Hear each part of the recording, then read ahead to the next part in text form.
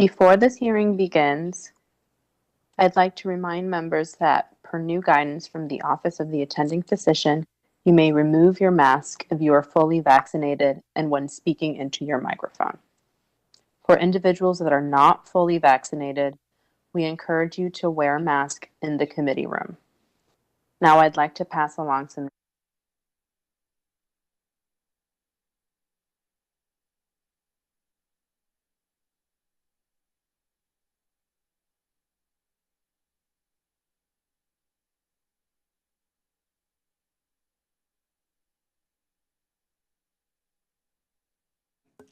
Good afternoon, everyone.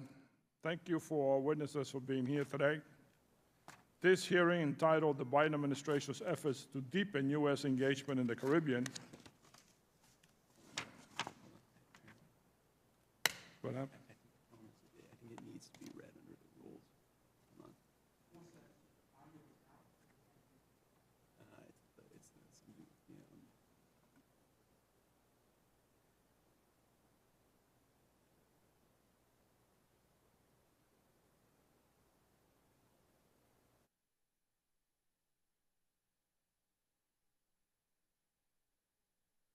on. The downstream effects. All right, we're starting all over. Good afternoon, everyone. Thank you to our witnesses for being here today.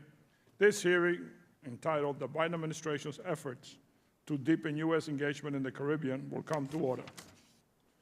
Without objection, the chair is authorized to declare recess of the committee at any point, and all members will have 5 days to submit statements, strenuous materials, and questions for the record, subject to the length limitation in the rules. To insert something into the record, please have your staff email the previously mentioned address or contact the subcommittee staff. As a reminder to members joining remotely, please keep your video function on at all times, even when you're not recognized by the chair. Members are responsible for muting and unmuting themselves, and please remember to mute yourself after you finish speaking. Consistent with H.R. 8 and the accompanying regulations, staff will only mute members and witnesses as appropriate when they are not under recognition to eliminate background noise. I see that we have a quorum, and I now recognize myself for opening remarks. I am glad we're holding this hearing to talk about the region that is too often overlooked. The countries of the Caribbean are among our closest neighbors, yet we frequently fail to pay enough attention to this region. As chairman of the Western Hemisphere Subcommittee, I am committed to ensuring that we focus more on the Caribbean going forward. I also want to commend my friend Greg Meeks, the chairman of the Foreign Affairs Committee, who has been very clear since the start of this Congress that the Caribbean should be a top priority for the United States. I know Chairman Meeks agrees with me that the best way for us to show we are ready to elevate the Caribbean in our foreign policy is by sending vaccines to the region as quickly as possible. I applaud the Biden administration for its announcement that it will donate 80 million vaccines globally by the end of June. However, today I'm urging the administration to quickly step up our efforts in the Caribbean. Many countries in the region are relying on Chinese vaccines because we aren't providing any alternative. Other countries, like Haiti, have yet to distribute a single vaccine dose, while the pandemic claims more lives each day. Given the direct travel routes between the Caribbean countries and the U.S. and the close ties between our diaspora communities and our countries throughout the Caribbean, it is vital to U.S. national security that we help Caribbean overcome this pandemic. We should be proud of the fact that the vaccines produced in the United States are the most effective in the world. While I understand that the Biden administration wants to strengthen COVAX, I believe that we should be sending vaccines directly to countries in need. We should get the credit for the vaccines we donate. Beyond vaccines, we need to work with our Caribbean friends on the long road to recovery in the wake of the pandemic. Many of these countries depend heavily on tourism, an industry that has been crushed by the pandemic, which is likely to rebound slowly. In the Dominican Republic, we have a government that is eager to deepen engagement with the United States, but so far, they have had to rely on vaccines from China. We should step up and send vaccines to our partners in need. We should also help support their fight against corruption and deepen our security cooperation under the Caribbean Basin Security Initiative.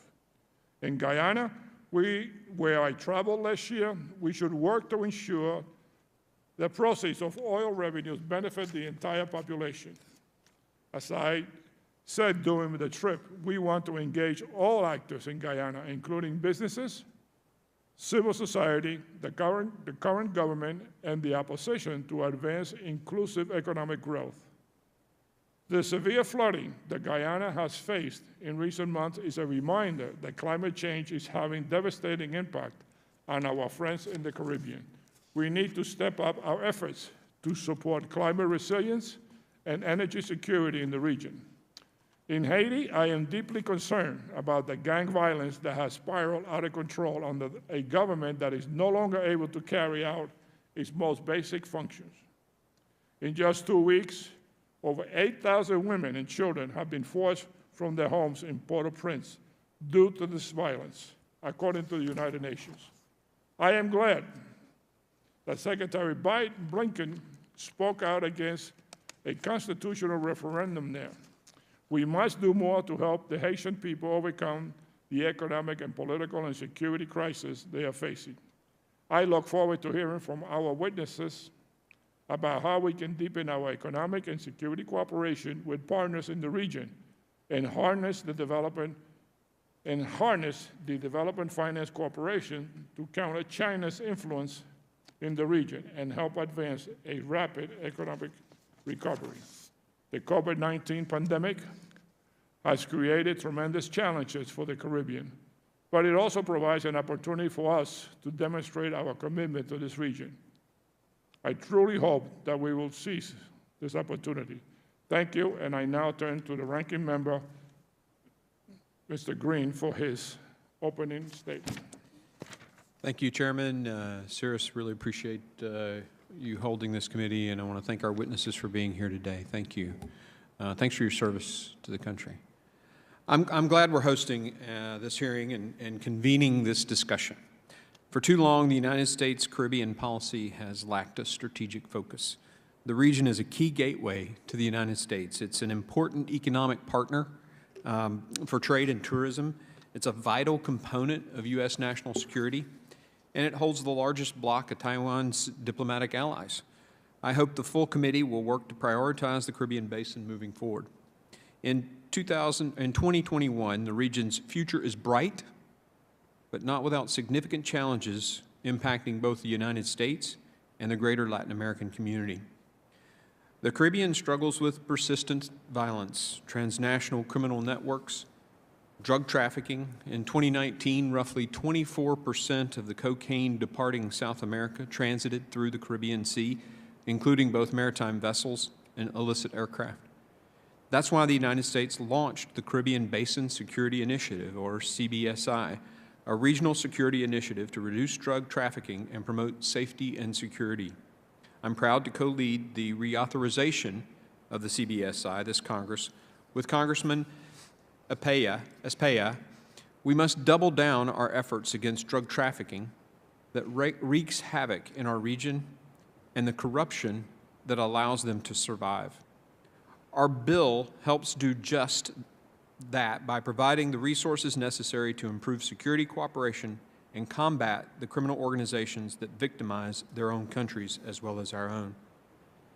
The COVID-19 pandemic has decimated key resources, economic growth, trade, travel, tourism. According to the World Travel Tourism Council, the Caribbean was the world's most tourism-reliant region before the pandemic. But in 2020, these sectors took the largest hit, of course. experiencing a 58% decrease when compared to 2019. As countries continue to get vaccinated, we must prioritize resuming the long-standing U.S. Caribbean travel and tourism industries. And while the 2020 hurricane season wasn't that significant, 2021 remains an unknown, and the National Oceanic and Atmospheric Administration has predicted that there may be as many as 10 hurricanes this season. An average season sees 7. I look forward to hearing from USAID on how you guys are working with regional partners on disaster preparedness and response management. 2020 also proved to be a pivotal year for the Caribbean's energy resources, with Guyana's oil sector growing and potentially providing an alternate to Venezuela's. The oil and gas sector is critical to their country and could transform it from one of the Caribbean's poorest countries to its wealthiest. The Chinese Communist Party has vastly increased its influence. Its influence in the Caribbean over the past 20 years, with 13 Caribbean countries having signed on to China's Belt and Road Initiative. The CCP has expanded its network of loaned-back infrastructure projects, tourism and telecom investment, and relationships with regional defense counterparts. China's disregard for the environment is a huge threat to the Caribbean tourism industry. That's why I'm drafting a bill to move supply chains away from Communist China and into the Western Hemisphere. Our dependence on China is a threat to our national security, and the Western Hemisphere must become more economically independent if we're to safeguard our future. The Caribbean is a region of strategic importance and numerous challenges. I'm hopeful that today's hearing can shed some light on the region as we work to prioritize our Caribbean partners. Thank you, Mr. Chairman. Thank you very much, Ranking Member Green. I will now introduce Ms. Laura Lockman. She is the Acting Deputy Assistant Secretary in the Bureau of Western Hemisphere Affairs. Ms. Lockman is a career member of the Senior Foreign Service with over 30 years' experience in policy analysis and implementation. Most recently, she was the Director of the Office of Canadian Affairs. She has served in overseas assignments in Colombia, Venezuela, and Brazil, in Washington. In the Office of Cuban Affairs, wow, and the Bureau of South Asian Affairs. She holds a Bachelor of Arts from Miami University in Oxford, Ohio.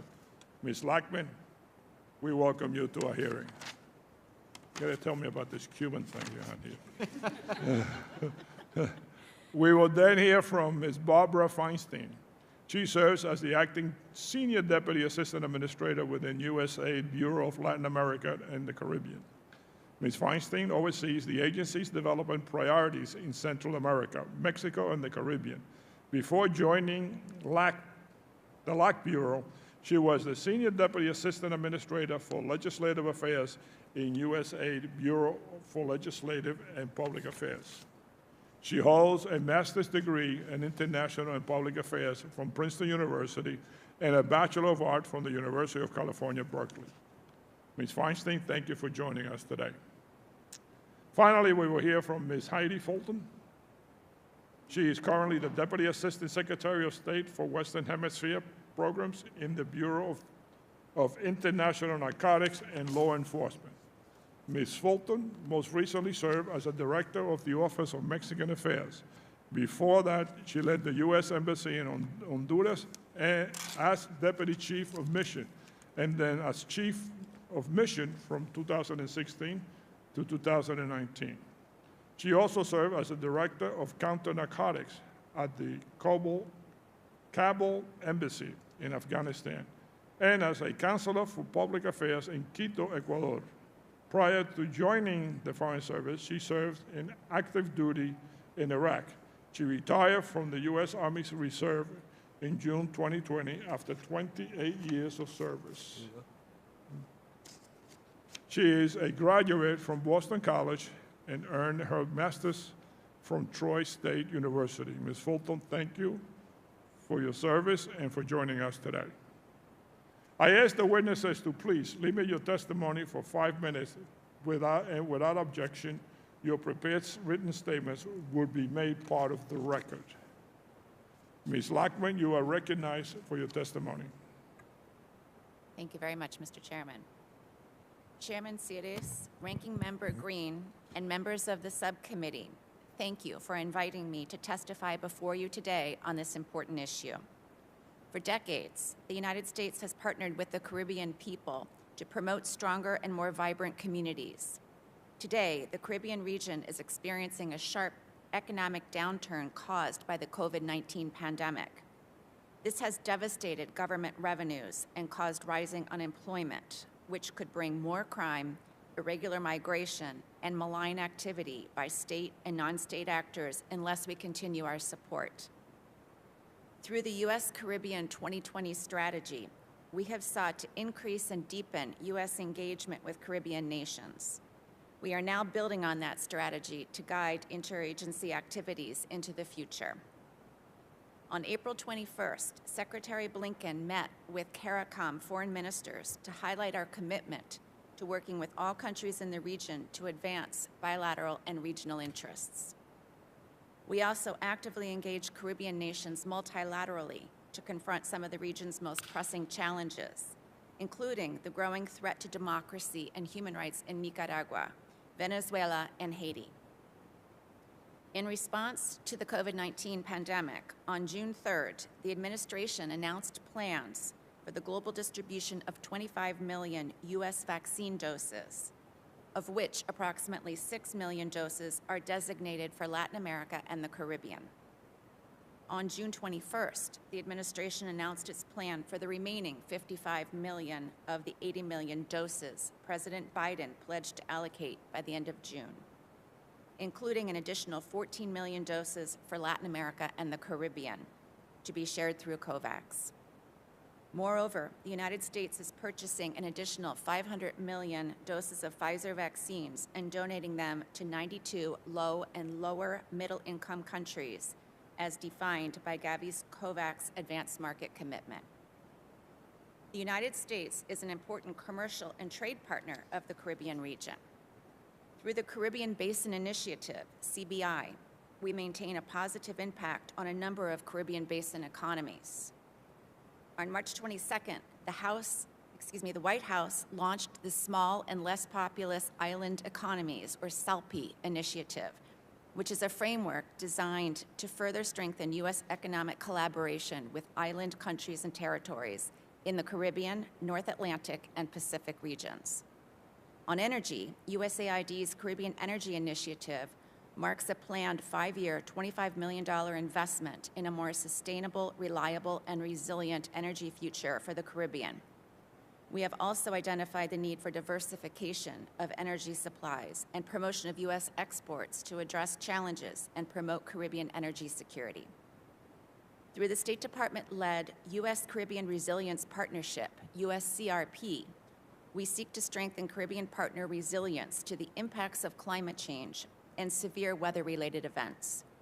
USCRP guides efforts to advance and coordinate U.S. and partner country resilience around the objectives of supporting adaptation to climate change, enhancing regional disaster preparedness, providing geological hazards monitoring and disaster mapping, and developing resilient infrastructure. On education, we seek to build human capital in the region through increased educational activities by coordinating region-wide engagements through academic and professional exchange programs and massive online open courses, as well as increasing opportunities with diaspora and education stakeholders to build networks between the United States and the Caribbean. Finally, the Caribbean Basin Security Initiative, CBSI, a regional security partnership with 13 Caribbean countries co-led by the U.S. government, CARICOM, and the Dominican Republic, remains the centerpiece of our security efforts. CBSI programs advance our goals to reduce illicit trafficking, improve public safety and security, and prevent youth crime and violence. Thank you very much, Mr. Chairman, and I look forward to your questions.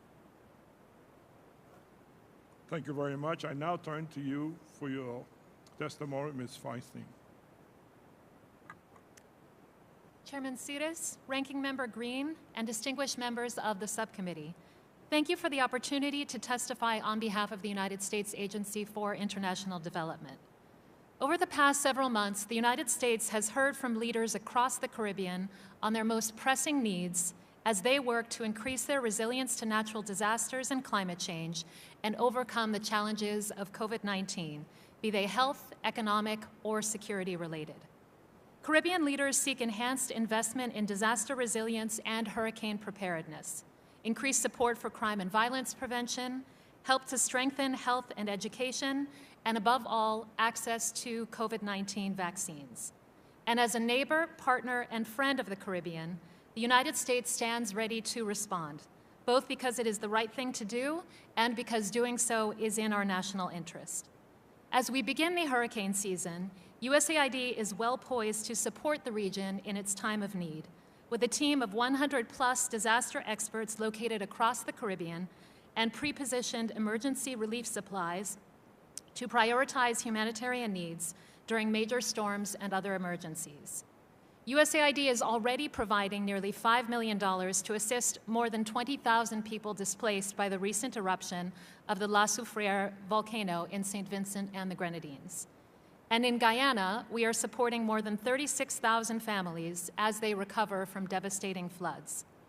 In Haiti, where escalating violence continues to paralyze economic activity and trigger the displacement of individuals and whole communities, USAID has provided more than $34 million to address emergency food security needs and prevent malnutrition, reaching over 580,000 Haitians. But while we support countries during their time of crisis, we are also helping the Caribbean to build greater resilience at the national, regional, and local levels by improving disaster risk reduction, promoting biodiversity conservation, generating data to improve climate forecasting and strategic planning, and supporting communities to plan for and adapt to shocks. USAID is also increasing energy resilience in this region, which, as you know, has some of the world's highest energy costs. Through our $25 million 5-year Caribbean Energy Initiative, the agency is working to help diversify the energy sources used in the region's grids, strengthen infrastructure to withstand major shocks, and enhance the ability of utilities to manage their grids for greater resilience. Of course, the most pressing issue facing the Caribbean today is COVID-19, whose impacts stretch well beyond the health sector. To date, USAID has provided more than $28 million in health, humanitarian assistance, vaccine support, and economic growth funding to respond to COVID impacts in the Caribbean. On June 6th, as my colleague mentioned, the White House announced its plans to purchase and donate 500 million doses of COVID-19 vaccines to 92 countries, several of which are in the Caribbean. And the region will also benefit from the White House's announcement of more than 20.6 million excess doses from the U.S. domestic supply. USAID is well positioned to complement these deliveries with technical assistance to support equitable vaccine distribution and planning. As members of this committee are well aware, high rates of crime and violence remain endemic in the region. Through the Caribbean Basin Security Initiative, USAID is helping to improve the efficiency of judicial systems, promote governance, and fight corruption. Importantly, our work also helps to provide at-risk youth from the highest crime municipalities with educational, economic, and social opportunities to ensure that they can live productive and peaceful lives. In St. Kitts and Nevis, for example, we've seen a sizable increase in target communities' perceptions of safety as a result of our efforts, with perceptions increasing from 54% in 2018 to almost 70% just 2 years later. And approximately 60% of Eastern and Southern Caribbean youth who completed USAID-sponsored workforce development programs have now secured employment in the retail, hospitality, and tourism sectors. Yet while these results are heartening, we recognize that much more remains to be done. And with this committee's strong support, we stand ready to continue to respond. To that end, it is important to note how our model of assistance differs from others, namely that of the People's Republic of China, which furthers dependence or unsustainable debt. By contrast, the U.S. model is one of partnership with the countries in which we work. Our assistance promotes a country's own development path, consistent with our shared values and interests. Again, thank you for your commitment to the Caribbean, and I look forward to your questions. Thank you. Ms. Fulton, you are recognized for your testimony. Thank you. Chairman Series, Ranking Member Green, distinguished members of the panel, Thank you for calling this hearing and for the opportunity to appear before you today to discuss the progress of U.S. diplomatic and foreign assistance in the Caribbean, our third border. Today's hearing comes at a difficult time for our Caribbean partners who face violent crime and high homicide rates driven by increased gang-related violence, illegal firearms trade, and impunity as a result of ineffective criminal justice institutions. Our security partnership with our Caribbean neighbors remains fundamental to combating these shared challenges that threaten the safety and security of our citizens across the region and in the United States. The mission of the Department of State's Bureau of International Narcotics and Law Enforcement Affairs, or INL, is to keep Americans safe by countering crime, illegal drugs, and instability abroad. Under the Caribbean Basin Security Initiative, or CBSI, which was established over a decade ago, we work in partnership with 13 countries and regional security institutions to build law enforcement and justice sector capacities to reduce drug trafficking and criminal threats to the United States, to enhance citizen security, and to hold criminals accountable. While the challenges are immense, I am confident that the partnerships we have developed under CBSI and bilaterally with Haiti have better positioned our Caribbean neighbors to confront drug trafficking, undercut the profits of gangs and criminal groups, and to build more effective criminal justice institutions.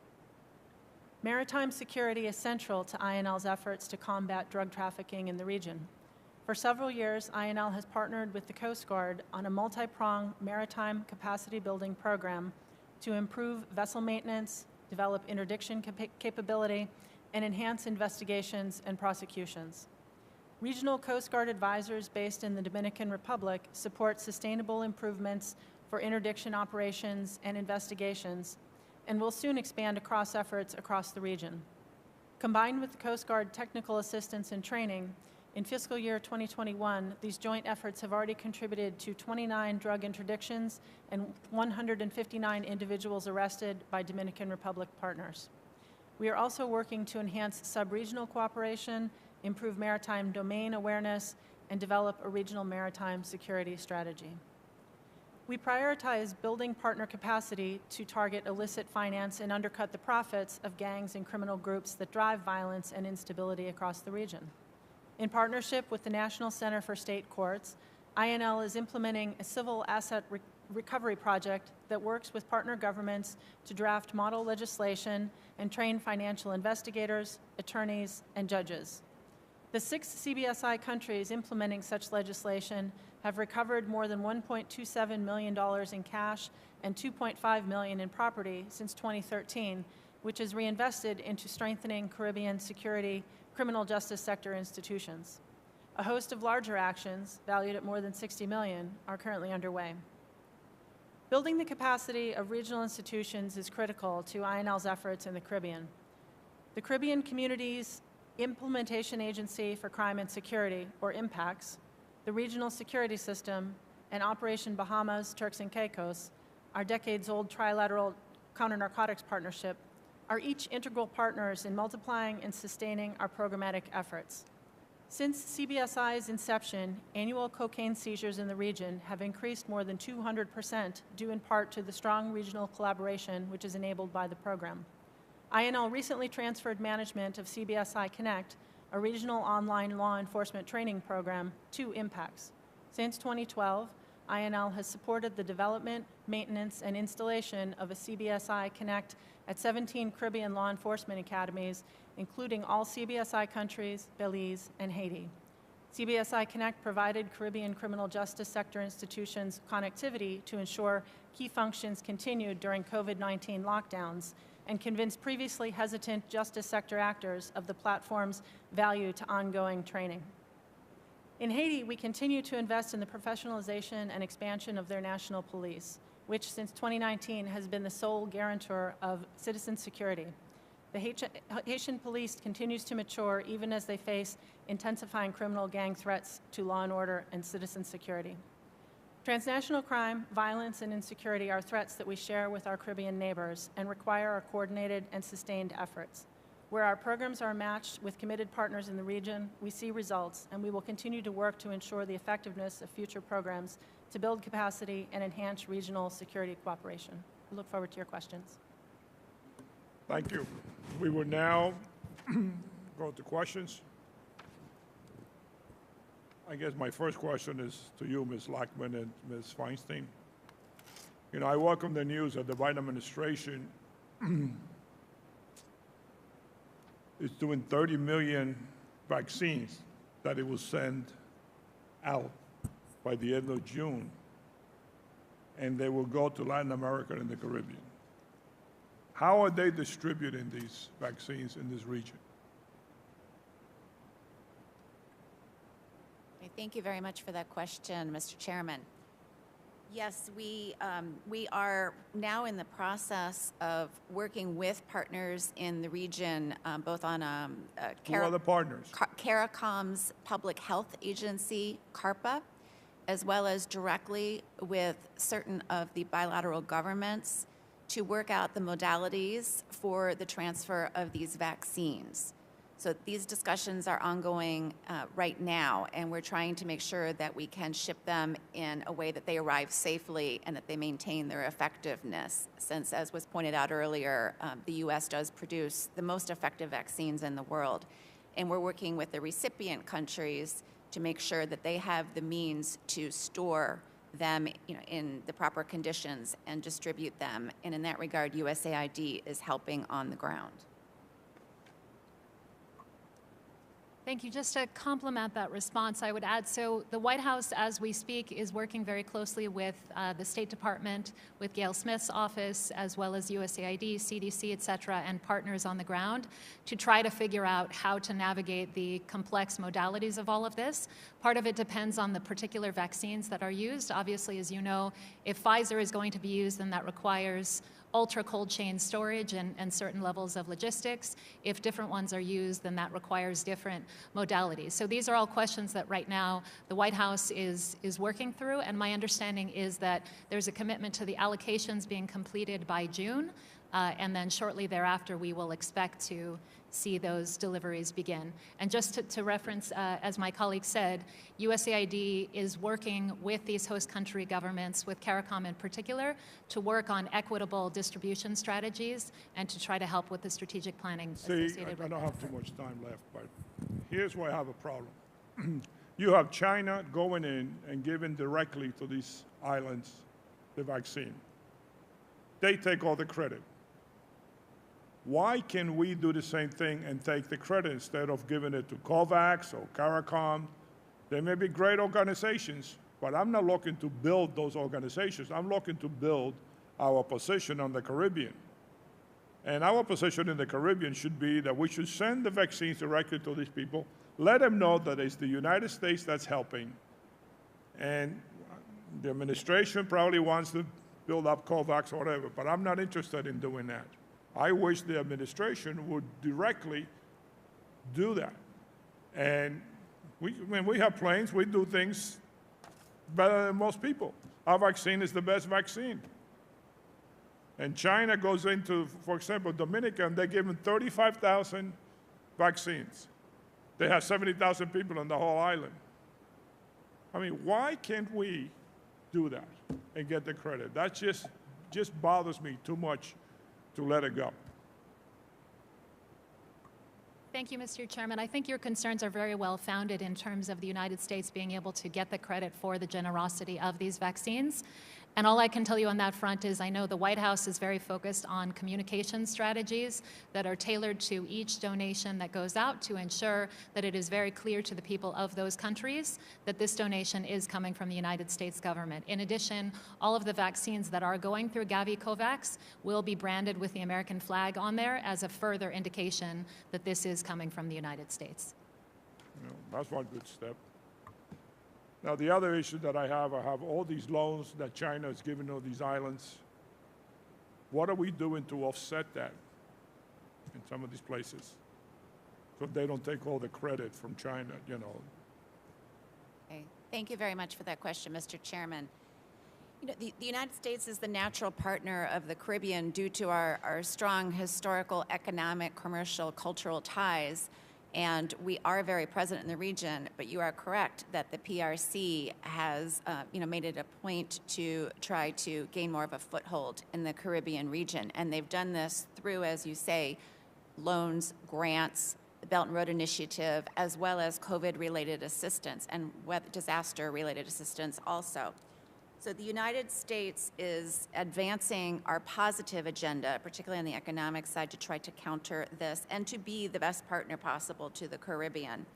And this includes supporting infrastructure investment that is competitive, transparent, and upholds the highest standards, environmental, social, labor standards, which right there distinguishes our investment. We also promote resilience to the impacts of climate change, which, as you noted, is a very significant concern of the Caribbean. And this is through the U.S. Caribbean Resilience Partnership.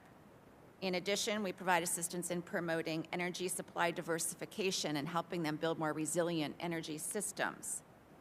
And related to telecommunications, as this is a concern as well, we encourage our partners to prioritize security as they build out their 5G networks, and to specifically exclude untrustworthy, high-risk vendors as they do so. We also help deepen cooperation between Taiwan and the region. It was mentioned earlier, they're partners. Yes, sir. Yeah, my time is way past, and I want to make sure that the other members have the same amount of time. Thank you. Okay, thank you. Congressman Green? Well, actually, Chairman, that was my question number one for Ms. Lockman, but sort of continuing on that theme with the CCP, as we move supply chains from China to Latin America and specifically the Caribbean, what are some segments or particular industries that you think the Caribbean would, American companies and other companies should look to move to the Caribbean, both for opportunity there and decreasing our dependence on Chinese manufacturing? Thank you very much, Mr. Ranking Member, for that question. We agree the United States cannot address its supply chain vulnerabilities alone. Even as the U.S. makes investments to expand domestic production capacity for some critical products, we must work with allies and partners, including in the Caribbean, to secure supplies of critical goods that we will not make in sufficient quantities at home. So we will work with allies and partners to strengthen our collective supply chain resilience while ensuring high standards for labor and environmental practices are upheld. And is there a particular industry or segment that you think we could target for moving to the Caribbean area? That's really my question. Right, and I think this is something that, along with other U.S. government agencies, we can be looking at and work in tandem with you as well to identify some of those sectors. Yeah, it's time to roll the sleeves up and get it done, right? So let's motivate the garment industry, or certain agricultural industries, or other things. We got to get manufacturing specifically moved from China to Latin America. But Ms. Fulton, a quick question for you, and first, thanks for your service in the Army. What aspects of CBSI have seen the greatest success, and how can our security cooperation be improved in the Caribbean? Thank you, sir. Overall, cocaine seizures from CBSI countries have risen substantially since the beginning of the initiative, rising from 5.5 metric tons in 2010 to a high of 22.6 metric tons in 2017. Even last year, despite COVID constraints, more than 17 metric tons were seized. So there has been a tangible impact in terms of... That's a 400% increase. Mm-hmm. Okay. Yes, sir. As the partnership has matured, we have been focused on strengthening regional security institutions so as to enable our partners to more effectively confront the challenges that they face. And this is where our partnership with CARICOM Impacts has been, I think, quite successful. The training that has been sustained through the COVID period on the virtual platform that I mentioned during my remarks, I think has substantially enabled partners despite the challenging conditions of the pandemic. We have continued on with our work in areas, for example, like the Dominican Republic, which is a location where approximately 90% of the cocaine that does go through the Caribbean, of the percentage that you mentioned earlier, it does go through the Dominican Republic. We've yielded a substantial increase in cocaine interdictions. The government of the Dominican Republic has performed admirably in this regard. Their security forces seized more than 15 metric tons and in 2020, and then so far in 2021, they've already apprehended 5.2 metric tons. And so those increases alone are really quite remarkable. We've donated vessels to the Bahamas that have been used in intelligence-driven interdiction operations, and we are working on financial crime measures across the Caribbean to enable countries to implement asset seizure legislation and then invest the proceeds of the assets that they seize back into their systems so as to continue the strengthening and sustainability. Dominican security forces, again, another highlight of the work that they're doing in cooperation with U.S. law enforcement. They dismantled one of the largest drug trafficking organizations in the Caribbean with the capture of OFAC-sanctioned kingpin Cesar Peralta in Colombia in December of 2019.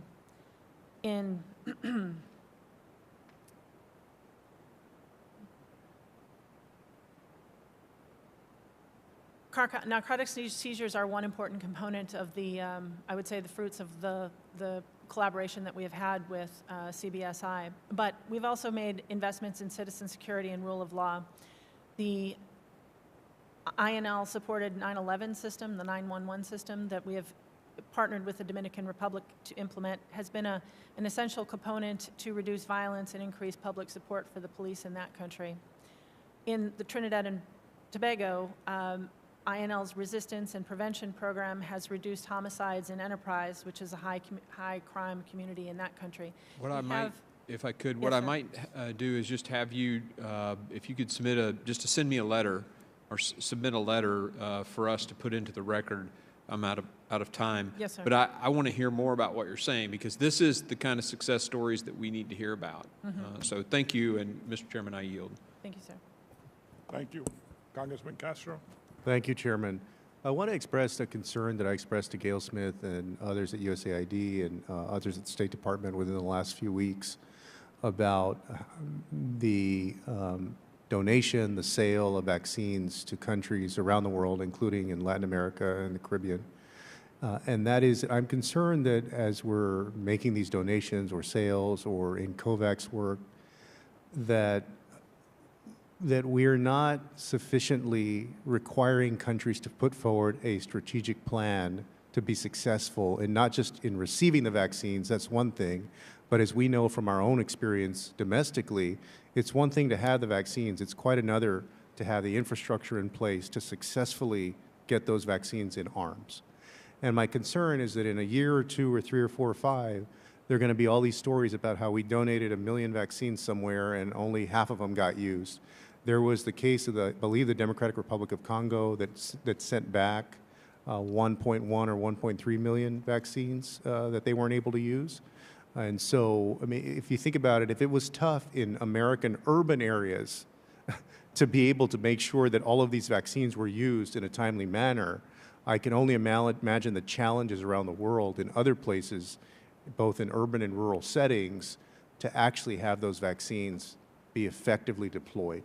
And so I say that just for anybody that's having conversations in the administration internally about this issue. I have a really, and not to lay blame, I think that we're, obviously we're in a very big hurry to make sure that we get vaccines out around the world, which we should be.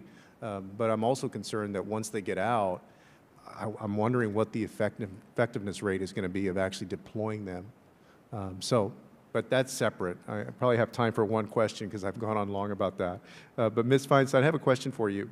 Countries in the Caribbean have expressed interest in accessing support from the DFC for critical energy infrastructure investment, but per capita income levels for many countries are above DFC thresholds.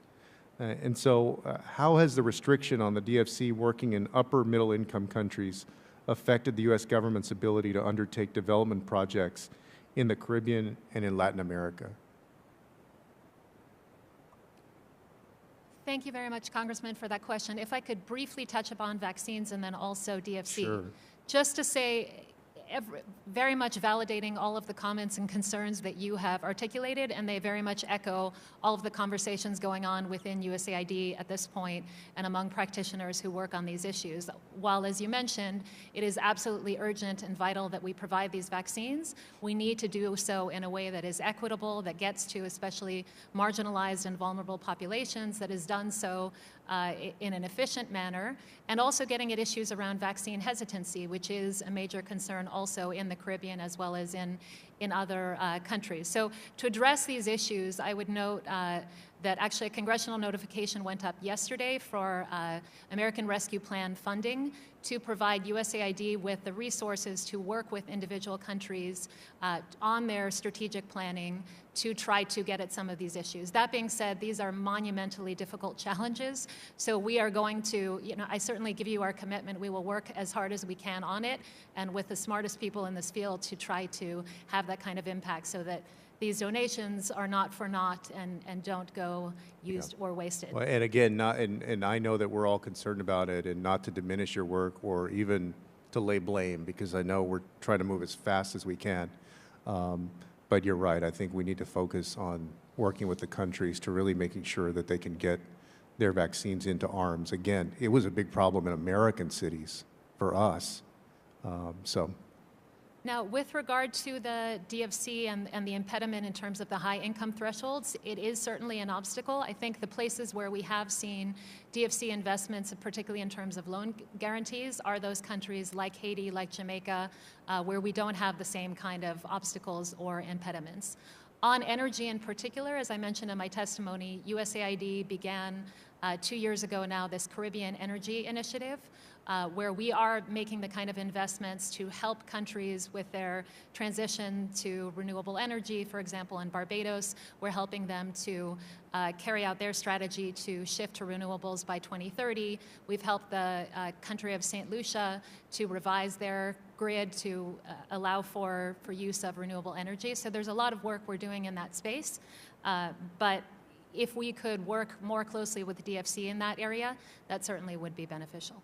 No, wonderful. Well, thank you for both those responses. And I'm just about out of time, so I yield back, Chairman. Thank you. Congresswoman Salazar. Thank you. And thank to all of you for being here. And I would like to ask you a few questions, Mrs. Lockman, about Cuba. You know, the American Consulate has a skeleton crew in Havana due in part to the Sonic attacks in 2017, but you have 100,000 Cubans waiting for a family reunification visa interview. Guyana is a possible destination for that interview, but the plane ticket is $7,000 in the black market. My district in the heart of Miami is inundated with relatives begging to finalize that process. One of them is Hector Barrios. He's a 10-year-old child with leukemia, and the Nicholas Children's Hospital is waiting to give him treatment but needs a visa to come into the United States. Nonetheless, on May 19th, the American Consulate opened its doors to get visas to 30 baseball Cuban players to come to play in West Palm Beach. That is grotesque. It's embarrassing. So I just would like you to explain to me who makes these decisions. Yes to baseball players, but not to sick kids with cancer. Thank you, Congresswoman, for your question. I will take this back to my colleagues who focus on Cuba at the State Department, and we will work with your staff to make sure that we get a full answer to you. But didn't you know this reality? 30 baseball players versus sick children. You didn't know this? No, I do not follow Cuba myself, ma'am, but we will definitely... But you are the Deputy Assistant Secretary for Western Hemisphere Affairs, and Cuba is part of the Caribbean. Don't you think that this is embarrassing for any administration? Yeah, I will definitely take this back, Congresswoman, and we will be in touch as soon as possible. And I would very much, would like you to explain to me who makes these criteria, because it affects the heart of my district. I'm not being histrionic. I am just speaking for thousands of people who feel what I'm telling you. Now, When will the State Department designate another country to conduct the final interview so these people can come, as the law says, to the United States with that family reunification visa? Do you know? I personally do not, and again, we will work very closely with your staff on all of these questions to get you adequate answers. But I really would like the State Department and your office to do work very closely with us. Understood. And do you know the answer to Guantanamo? Can we open the Guantanamo naval base so those Cubans can come and conduct that final interview on Cuban soil? Is that a possibility? Again, we will definitely get you answers to all of these questions. But I'm a little bit appalled, Mrs. Lockman. I'm sorry, you do not know what's really happening in Cuba vis-a-vis the United States and what's happening in the embassy and the consulate and the sonic attacks and the skeleton crew. And are you aware? What are you aware of? Yes, in my role, I follow the Caribbean, which is CARICOM, and the Dominican Republic and Haiti. And there are other individuals who cover Cuba in the Western Hemisphere Bureau. And you are not the person? Correct. So who would that person be? Well, the Acting Assistant Secretary, Julie Chung, is ultimately responsible for the Bureau, and then Emily Mandrala is the Deputy Assistant Secretary following Venezuela and Cuba. So do you think that maybe my office or myself could have an interview with them as soon as possible? Because maybe there is light at the end of the tunnel, and we could definitely find a visa for this child named Hector Barrios, who has leukemia and is dying. We'd be happy to work with you on that. That's very gratifying, and I feel much better that the State Department has the intention of working with us in solving this type of visas. And I thank you, so I yield back. Thank you. Congressman Levin? Thanks, Mr. Chairman. Thanks for holding this important hearing, and thanks to all of our witnesses. I'd like to direct my first question to Ms. Lockman regarding elections that are slated to take place in Haiti later this year. Secretary Blinken appeared before our committee earlier this month and made clear the Biden administration opposes the constitutional referendum that had been planned for this month, which thankfully has now been postponed. Secretary Blinken also said, and I'm quoting, "We still think there's a possibility and an opportunity if the appropriate steps are put in place to have an election." As you know, I've been extremely concerned that free and fair elections in Haiti this year are simply not possible. So I'm pleased the administration is looking closely at the conditions on the ground there and what they might mean for elections and their credibility and, frankly, their possibility. Ms. Lockman, the Provisional Electoral Council, the CEP, was not created through legitimate process under the Haitian Constitution. Voter registration is way behind. Kidnappings, rapes, murders, and general impunity are widespread. De facto President Moïse failed to organize elections for other levels of government and is seen as having overstayed his mandate by the vast majority of the organizations and constituencies that make up Haitian civil society. Would you tell us more specifically what the State Department would consider the appropriate steps that would have to be put in place for Haitian elections organized under Moïse this year to be considered free, fair, and credible? Thank you very much, Congressman, for those questions. And if I can take them maybe in sequential order, you referenced first the referendum. And what you understood from Secretary Blinken is exactly the case, which is that we do not support the constitutional referendum. And we believe that the focus of the Haitian government and Haitian society should be squarely on holding free and fair legislative and presidential elections this year.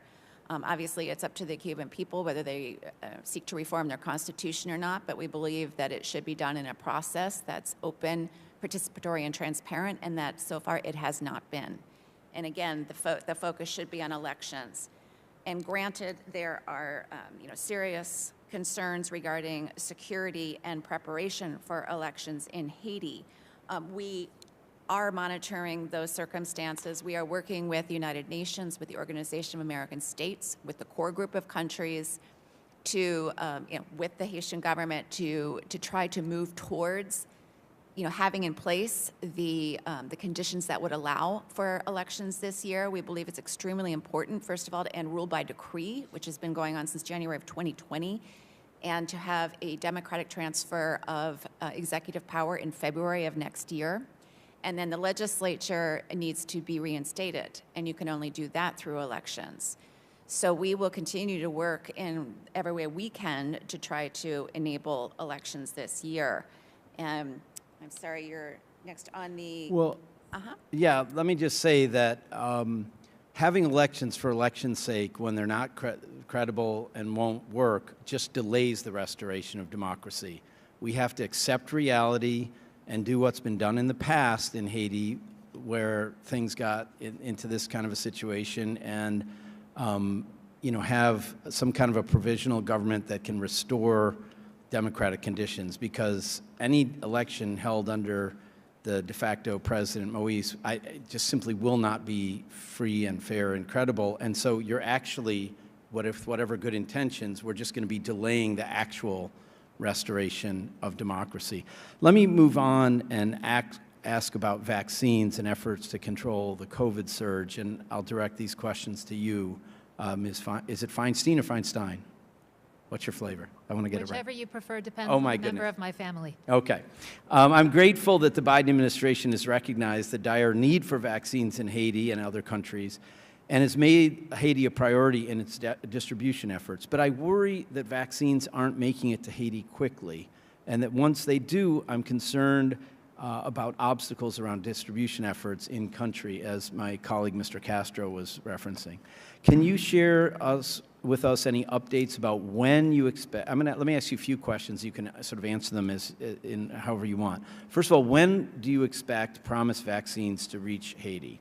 And then what is being done now to ensure that once the vaccines are delivered, distribution plans are in place to make sure they reach those who need them and to make sure they aren't diverted?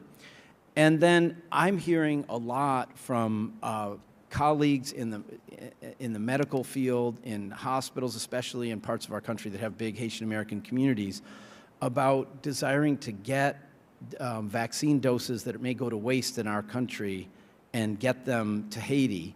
And I wonder if USAID is working with partners like hospital systems.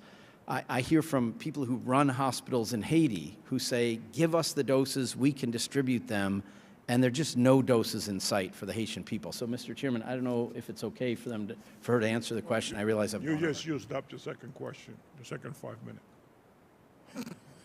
I think he says you can answer. That's my interpretation, so go for it.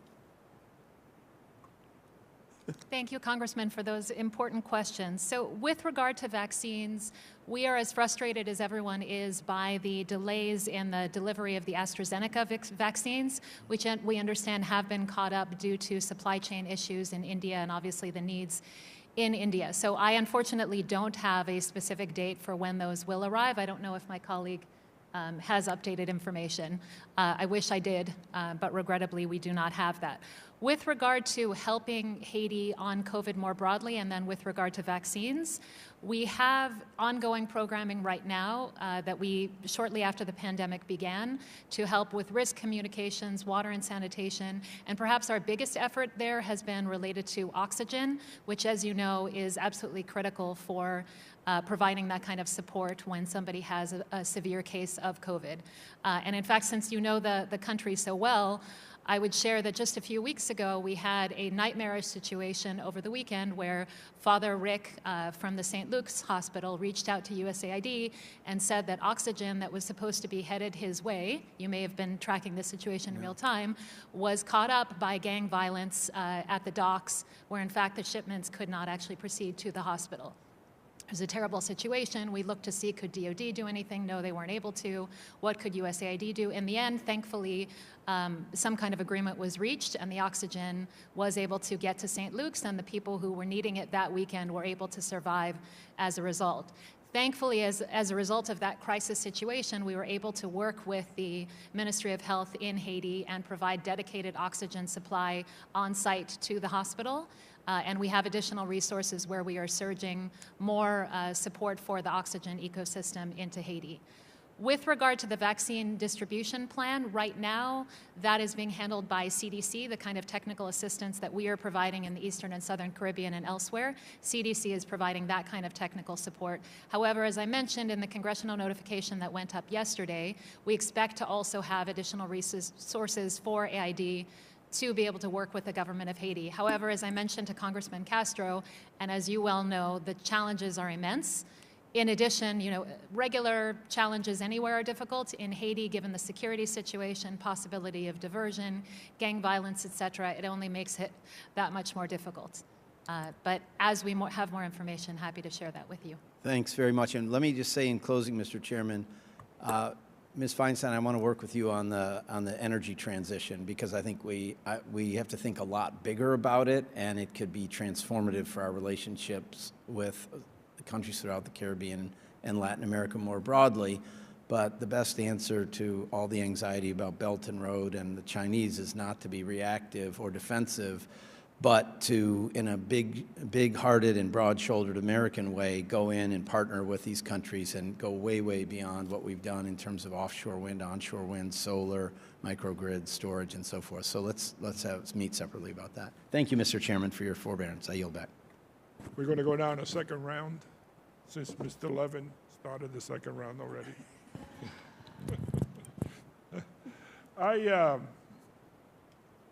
We took a trip last year to Curacao. And one of the things that we saw there was the impact of the Venezuelan migrants. It was almost a crisis. They kept complaining how a country that had low crime, all of a sudden, crime was a problem. Obviously, because they couldn't work. And they couldn't find work, so it didn't help the situation. I was just wondering,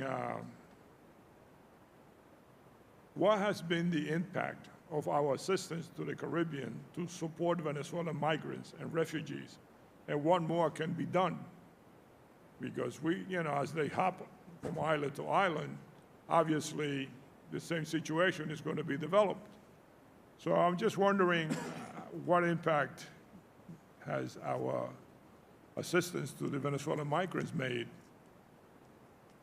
Anyone? Maybe I could start and then pass it to my colleague. Yes, you are absolutely correct. Nearly 5.6 million Venezuelans have fled their country. And it is a U.S. priority to provide humanitarian aid, not only to those in the country, but to those who have had to flee. So we will continue to work with other partners to get humanitarian assistance to these individuals. And in that regard, perhaps I could turn the microphone over to my colleague from USAID.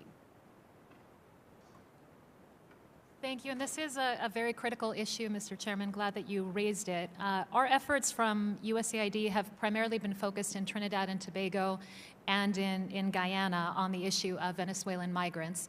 In Trinidad and Tobago, we had a program that literally just ended last year, where we worked with the receptor communities to try to reduce conflict between the migrants, to try to increase better understanding between those communities, to provide psychosocial support also to the migrants who had come, access to education there. We also funded a hotline for migrants to report cases of abuse, because as you know, they are very much victimized in TNT and in other places that they have migrated to. And the good news there is that many of those practices and processes have been taken over by local agencies, by other partners. I know that the State Department's Bureau for Population, Refugees, and Migration also has programming in many of these countries.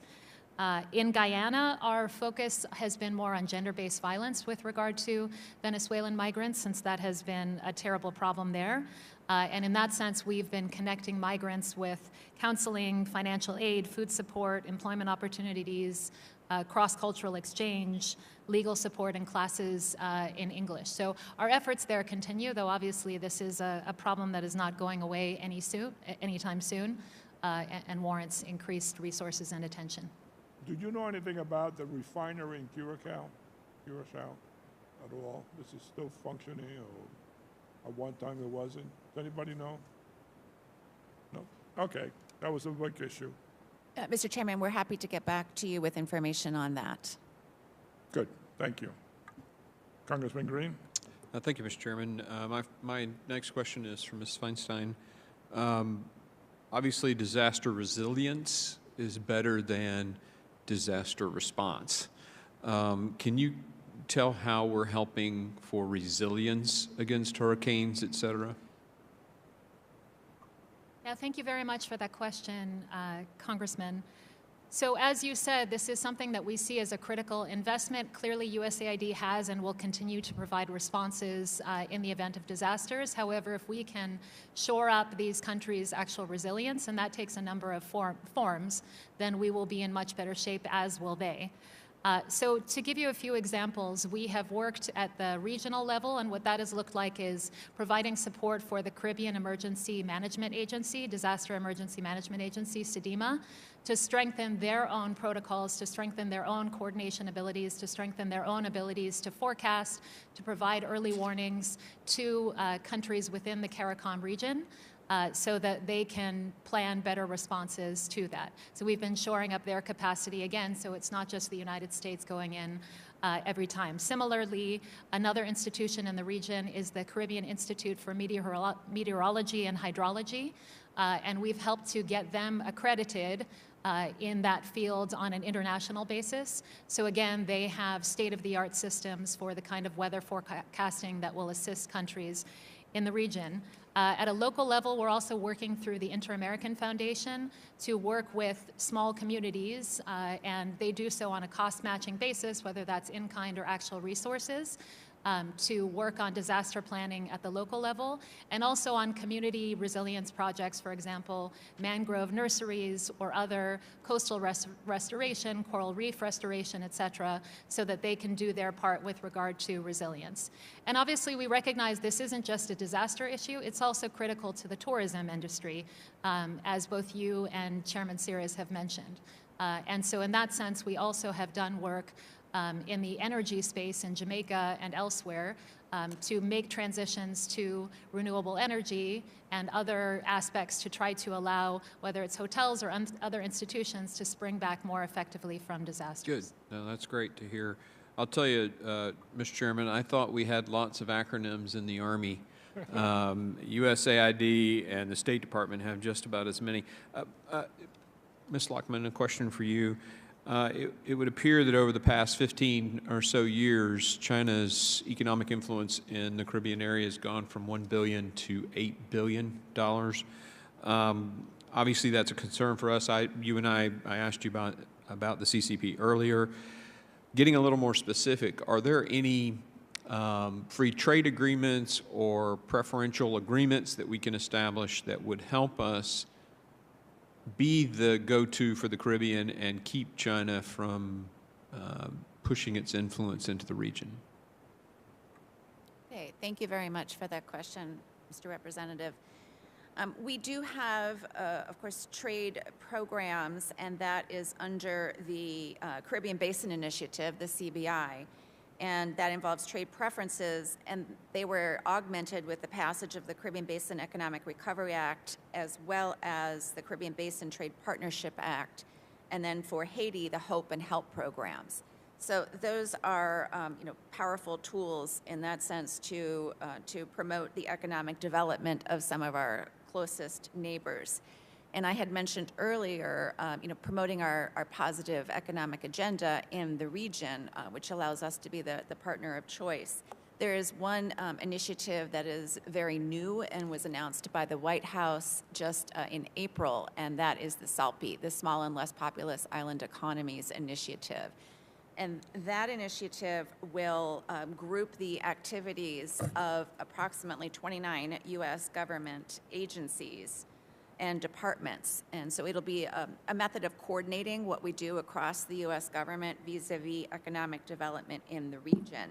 Would it be possible, and you can do so in a letter, I don't need it today, rattle off the names of the islands, but if you could perhaps send our office or put into the record via writing what the names of those islands, countries are? Absolutely. Thanks. Yes, we will do. I think, Mr. Chairman, I'm over, so Ms. Fulton, we're putting together a CODEL.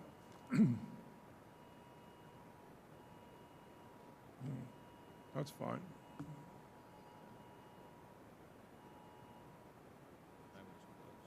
Yeah.